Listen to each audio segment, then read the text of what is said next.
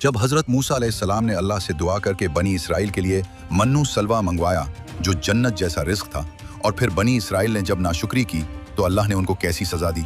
ये उस वक्त की बात है जब हजरत मूसा अलैहिस्सलाम बनी इसराइल को फिरौन की गुलामी से निकालकर सहराए तीहा, जिसे आजकल सहराए सीना भी कहा जाता है, वहां ले आए थे।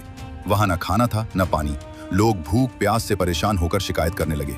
मूसा अलैहिस्सलाम ने अल्लाह की बारगाह में दुआ की तो अल्लाह ने रहमत फरमाई। दिन की गर्मी से बचाने को बादल का साया किया और आसमान से रिज्क नाजिल फरमाया। सुबह सवेरे मन आता।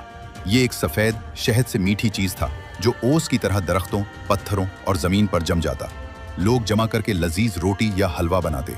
शाम के वक्त सलवा आता जो बटेर की मानिंद एक छोटा परिंदा था। बड़ी तादाद में आसमान से उतरता और कैंप में आकर बैठ जाता।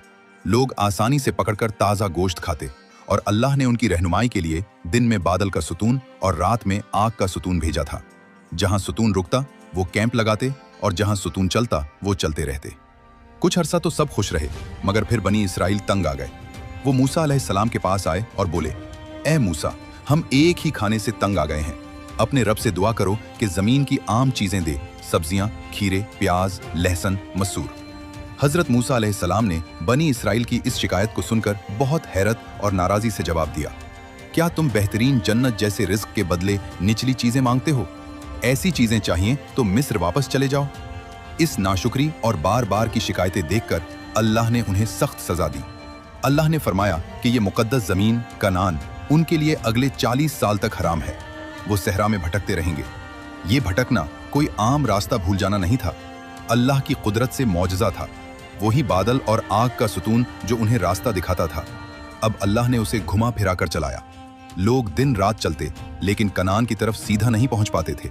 सहरा के चक्कर लगाते, एक जगह से दूसरी जगह और फिर वापस हो लेते थे।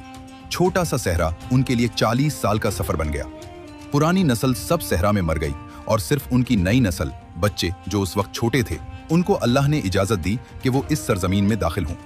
ये सजा इसलिए थी कि वो अल्लाह की नेमतों पर शुक्र नहीं करते थे, हर वक्त शिकायत करते थे और आज़ाद होकर भी गुलामी वाली जिंदगी को तरजीह देते थे।